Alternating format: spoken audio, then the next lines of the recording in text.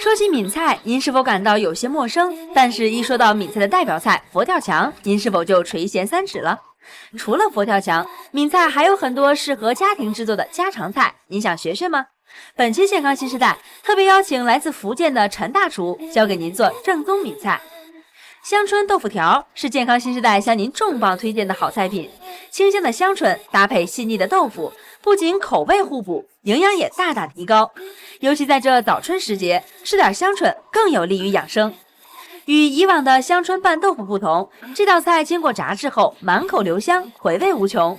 简单的做法更适合您在家烹制。三杯鱿鱼是闽菜的创新菜，借鉴了传统的三杯鸡做法，经过改良后口感更好。你想知道这三杯是哪三杯吗？鱿鱼与茭白结合又有什么独特的口感呢？鱿鱼滑油后，剩下的油应该怎么使用？营养师顾老师告诉您既安全又省油的好方法。走进健康新时代，快乐生活吃出来。现在正在收看的就是每天带给你好味道、结合养生知识的健康新时代，我是大嘴。今天这里进行的是大厨烹小菜。说起闽菜，可能作为我们北方人呢有点陌生。不过我们最开始认识闽菜呢，都是从这个佛跳墙认识起的。那么说起闽菜，我呢也认识很多烹饪界的高人，他们告诉我说，闽菜有三大特点，一个是用红糟来调味，一个呢是善于制汤，另外一个特点呢就是说喜欢吃这个糖醋口味的菜品。那么在咱们北方的餐桌上，如果说自己会做闽菜，那么自己算是有口福了。那今天的大厨烹小菜给您请来的是一位中国烹饪的名师，做的是闽菜，欢迎我们的老朋友中国烹饪名师陈其陈大厨，欢迎你，陈厨。大家好，陈厨，您是福建哪里人？福建福州人，听到没？所以说福州人教你做家乡的菜，福州菜。但是呢，今天还有一位老师要做个节目，他跟我们一起来聊营养、说健康。他是我们的营养健康老师，我们的老朋友顾平顾老师，主治医师，欢迎你。大家好。顾老师以前吃没吃过闽菜？我吃闽菜的机会比较少。一般呢，除了你刚才说的佛跳墙，再就是有的时候会吃一点那种就是红糟做的一些这个食材。老师，你是见过世面的女人。对，然后经常会吃就是比较清淡的，就你们那烧的汤水菜，比较多一点。汤水菜。其实要说起汤水菜，我们大家都会觉得误解，就是广东、福建好像只会烧汤水。但今天我们这样的菜真的不是汤水，而是什么？菜是什么？第一个菜，因为现在是春天的时候到了，我们做的是香椿豆腐。香椿豆腐，好嘞。不是香椿拌豆腐，那是什么？是我们香椿豆腐条。香椿豆腐条。香椿豆腐条用到的主料有香椿、老豆腐。食材非常简单，就是一个普普通通的老豆腐，就是卤水豆腐，北方的。对，你看我为什么这么放了哈？其实这个豆腐因为它水分比较多，我们主要是把这个水分给控掉。刚才我已经倒掉，盘底已经有很多水，已经倒掉一点了。然后就是始终控着它，或者说您家里这种豆腐，你感觉水分比较大的话，可以买个干净的纱布，稍微洗它。其实不用那么麻烦，就您这招，放一个小碟子，你看两个一架。它控起来也可以哈。香椿豆腐。现在首先呢，我们先切点这个香椿，这是洗干净的。这个季节的这季节，我们这个香椿呢，我们只用这个前面的这种香椿芽，后面的梗我们就不要，我们不是腌咸菜。对，就是最好的一个位置，香椿芽。那其实说起香椿啊，我们大家知道它最好的时节呢，就是在春季，名字也是这么得来的。对，香椿，对，很有香味。是，然后一般呢，像春天我们就吃香椿芽的季节，因为春天是万物回生的节气，所以吃芽菜，它发芽的这个小部位呢，会让我们身体呢有这个欣欣向荣的气象。最主要就是在芽尖的部位啊，含有维生素 E， 这种副生长的东西都比较多，所以春天呢你也生长也比较快。再吃点芽菜，就有拔苗助长的意思，可以促进生长。那么现在呢，咱们香椿呢，最近的科学发现呢，它又有抗氧化的作用，就是拥有维生素 E， 所以还可以防衰老。很多爱美的女士一年四季都吃香椿芽。听到没？一年四季吃香椿芽，吃香椿芽，对身体是百益无一害。对，抗氧化防衰老嘛。没错。准备好香椿，这边呢，我们把卤水豆腐呢给它切成条了不是贴条。不是，您不要做条吗？做条，但是把它这个豆腐捏成条。我们先把这个豆腐挤干净水的豆腐把它踩成条，踩碎了它，然后就这样子变成这个豆腐酱、豆腐泥啊。咱今天做闽菜，可是对于我们北方人来说，闽菜不太了解。您讲讲您家乡菜什么样的特点？比如说你们做的手法啊，对，最主要是做的手法。就是说我们这个，其实我们吃东西吧，还是讲究这种原汁原味，跟有一些北方，比如说海鲜，像青岛这样的地方，或者说我们吃海鲜什么，有这种原汁原味的这种感觉。再一个，我们也是像你讲一样重汤水，就是我们不叫汤水，我们就是喜欢喝汤。然后比如说我们做一些东西，比如说海鲜啊，炖这种鸡的或者鸭的，我们喜欢跟一些海鲜搭配，跟干贝的，跟这种海米的，或者跟一些这种墨鱼干呢，跟这样的东西搭配。就是说你也是利用当地海鲜的这个鲜味儿。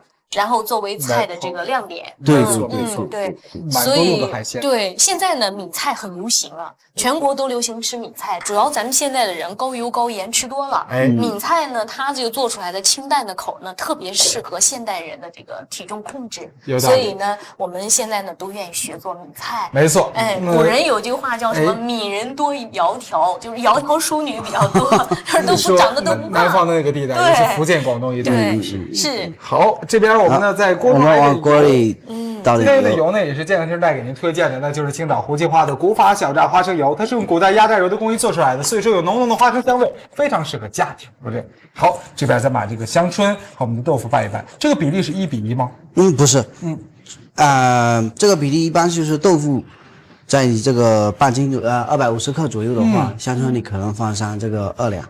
但是我们首先是把这个香椿梗不要了，我们是要香椿芽，香椿芽真嫩的部位，要叶子，芽尖的，要叶子，也是营养最丰富的部位，维生素 E 都在这上面了。其实大叔拌它的时候能闻到一些豆香中，掺杂着那种清香的香味。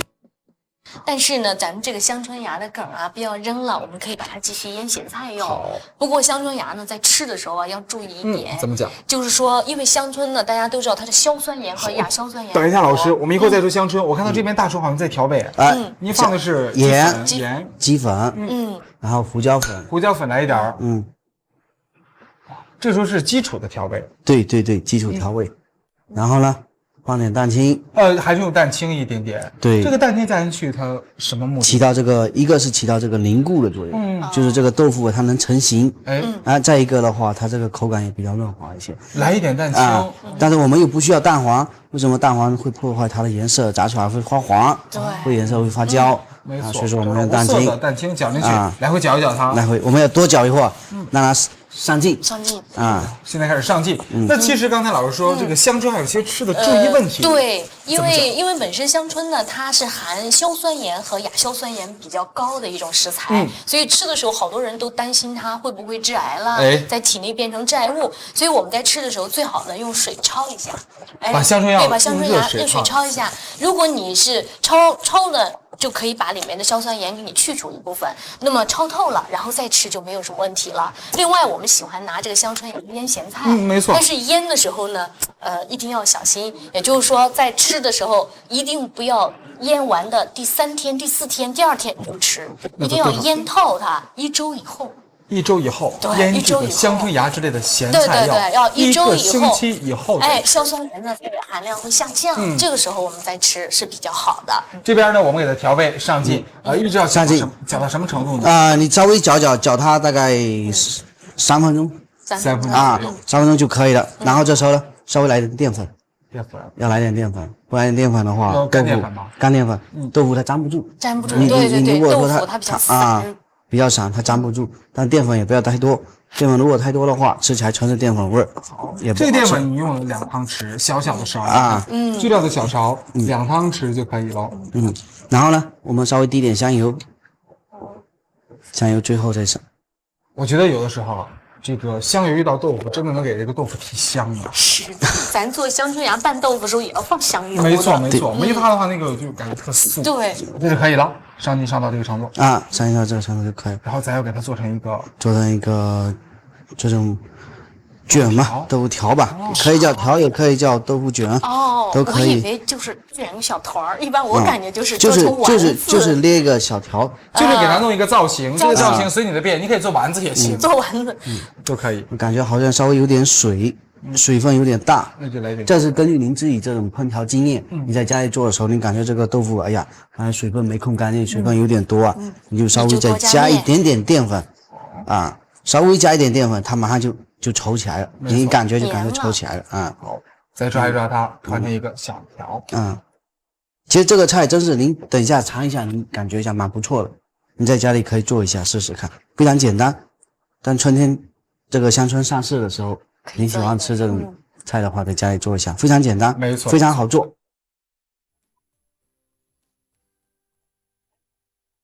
好，你看哈，我们这一个一个团它的时候，其实不是特别难，就是这样团，很简单，很简单。哎，完成一个条就可以了。这个油温在什么程度的时候？油温这个油温得稍微高一点，在6成热，6成热左右。那什么样的迹象呢，陈总？迹象的话就是说，一般的话，你如果说不经常炸东西的话，你可能干不出来。稍微就是这个锅啊，感觉旁边，因为如果说在家里的话，你这锅是很扁的那种，但它平常会起烟。最简单的办法就是你拿一个东西试一下，试一试。你拿一个，它一下去，这个油温还不到，它有点沉底了。这个时候不到，泡沫啊能够迅速的有很多泡沫出来。哦，迅速的大泡泡，一下去，它这个油温打了一下，你看现在就开始很多小的气泡。对，这个时候油温就在升高，慢慢升高，这就快达到6成热了。就是说你呢辨别的时候，一个好的方式就可以试一下它。对，试一下。如果说油温高的时候，它的气泡会特别多。对，你看现在这个油温差不多就6成热了。您下这个东西的时候也是要注意一下，慢慢的下，一个一个的下，千万别一下子咕噜都下下去，都下下去。第一容易粘锅，第二就是说怎么讲，您放在进去的话也油温就降低了，油温就降低了，炸出来就好像颜色就不好看了。对。那我想问一下陈总，咱这样大概要炸多久呢？这个炸一般也就是控制在1分半到2分左右。那你看，就是轻轻的过一下油啊。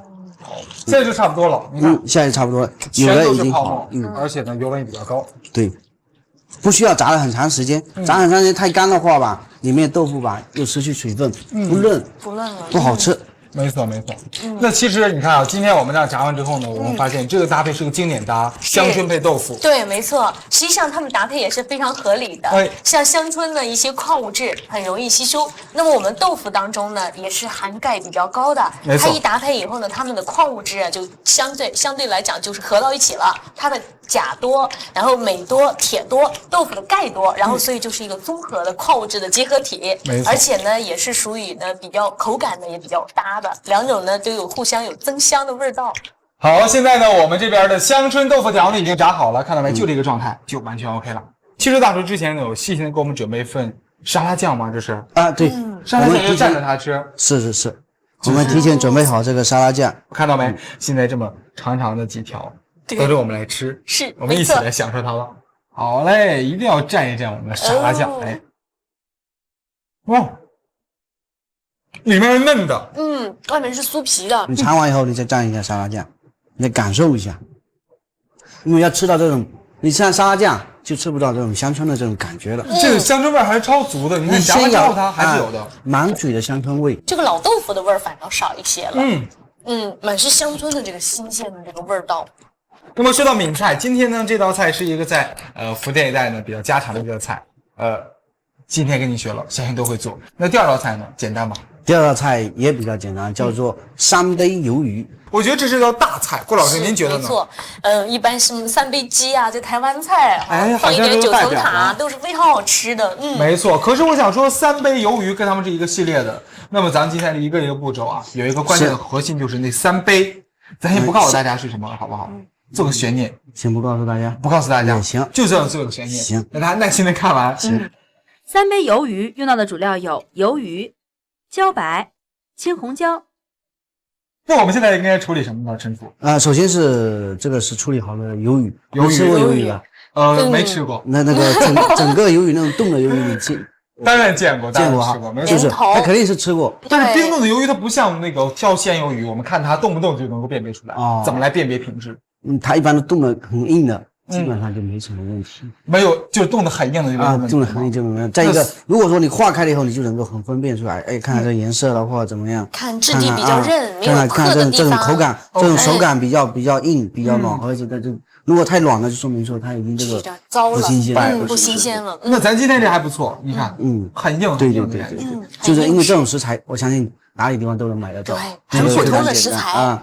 再一个就是我们用的这个叫茭白，茭白，现在都有，现在冬茭白非常这个茭白啊，它是泛甜的味道，是不是？对，有点泛甜，含淀粉质要稍微高一点，没错，含淀粉要多一点，对，这个我还不但是呢，它纤维质很高，纤维算是纤维比较高。比如说你要是最近有点大便不通，早上起来做个茭白炒鸡蛋，茭白炒鸡蛋效果非常快，膳食纤维很高，淀粉也比较多，对，粗纤维的。其实这个东西还有一个怎么讲哈，我是觉得说，您做这个3杯鱿鱼的时候，你没有茭白，你也可以换一种食材，你换比如说笋也可以，鸡腿菇了，杏鲍菇了。这种就是菌类的这种东西，就是通常都是要暄软的这种，就是软而且有一点指韧的感觉，对，指韧，然后把它改成这种条状，就是条的茭白条，茭白条，茭白配上鱿鱼，那咱这个鱿鱼啊，其实咱这个各地方人都吃它，都爱吃。可是这个鱿鱼它有没有一些自身的营养特点？一般鱿鱼我们都有个担心，胆固醇高，胆固醇太高，都知道它胆固醇特别高。实际上呢，这个鱿鱼的胆固醇呢，它主要含在它的内脏和它的头、脑子那一块比较多一些，也就是说，在它的中枢神经系统。所以呢，你吃鱿鱼的时候啊，你只要把头、眼这块都摘掉，我们只用今天的食材，你看，我们就选择鱿鱼片儿。实际上胆固醇不高。就是您的意思是说，您千万别吃鱿鱼的中枢神经系统。对，中枢神经系统这块你就别吃了，它的内脏也不要了，不要了，干脆就不要了。当然，那个鱿鱼有时候籽儿还是非常好吃的。但我想说，那鱿鱼那个爪子、那个须子，OK。那个可以，那个也可以吃，那个部位呢含胆固醇也不是很高，所以我们可以把那部分保留。改造成什么样的造型？也是改成条状就可以了。因为我们是我们这个食材一般都讲究什么调配条对，调配条，快备快。没错，都是贴成细条的。细条的，你像茭白呢，它里面的孔隙比较多，它很容易吸收一些海鲜啊、肉的味道。那么而且它非常素，因为纤维太多了，所以我们在做它的时候都是肉丝炒茭白，鸡蛋炒茭白，或者是呢我们用鱿鱼、用海鲜类的东西给它一起炖制，这样呢它的味道才比较好，而且搭配起来呢在营养上呢也比较合理。对，是好，这边茭白以及鱿鱼呢都已经切好了。那么大厨，咱今天我们先把茭白过一下油，然后往锅里倒点油。好，今天用的油呢也是健康新时代给您推荐的，那就是青岛胡姬花的古法小榨花生油，它是用古代压榨油的工艺做出来的，非常适合家庭烹饪，有浓浓的花生香味。好嘞，这时候来点油的同时呢，我们要把这个油温什么程度的时候？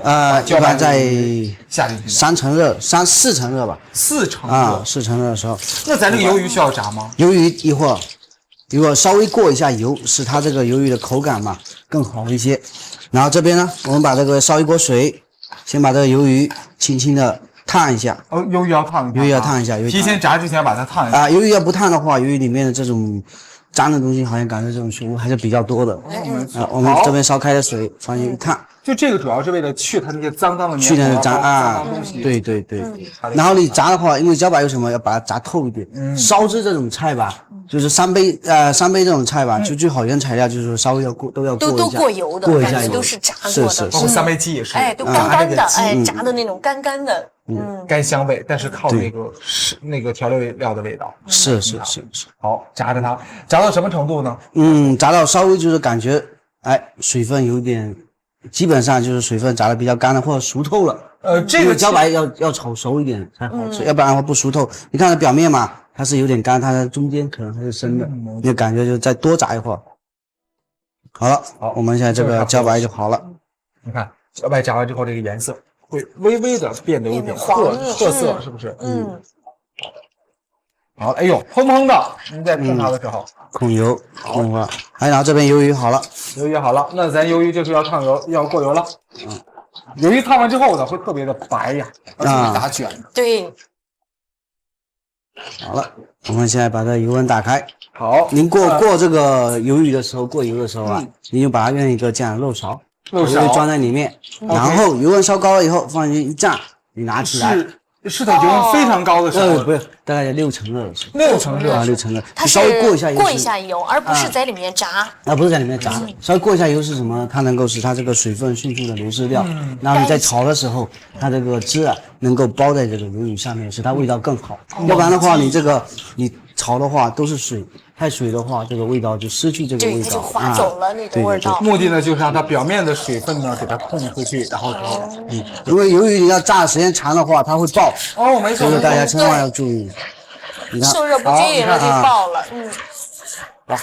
这是一个准备要爆的鱿鱼，但是我们现在立刻在它这个边缘把它取出来，轻轻的过一下油就可以了。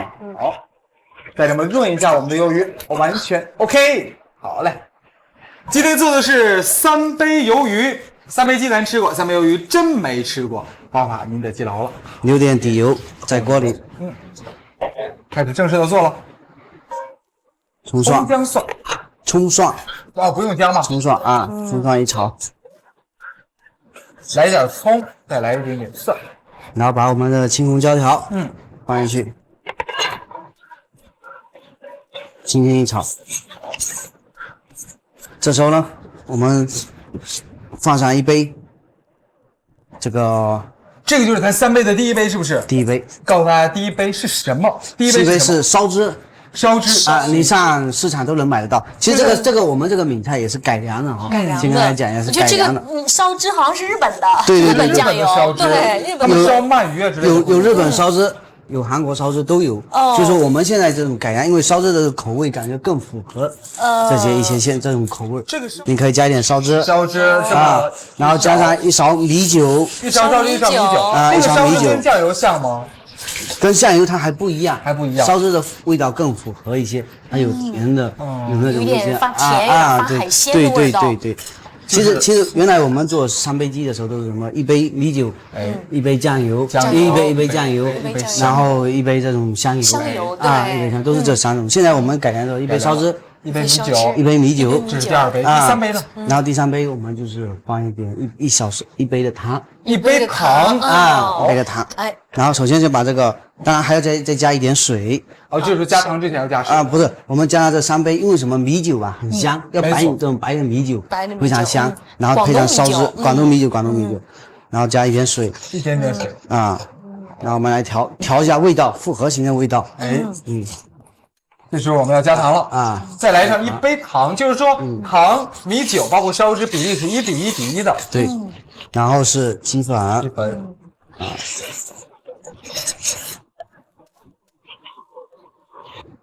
再加点盐，然后呢，看看颜色，颜色是这种比较红润的，再加点生抽，要更红润一些。